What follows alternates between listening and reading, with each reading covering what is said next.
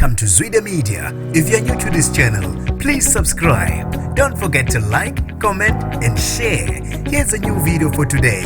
Enjoy.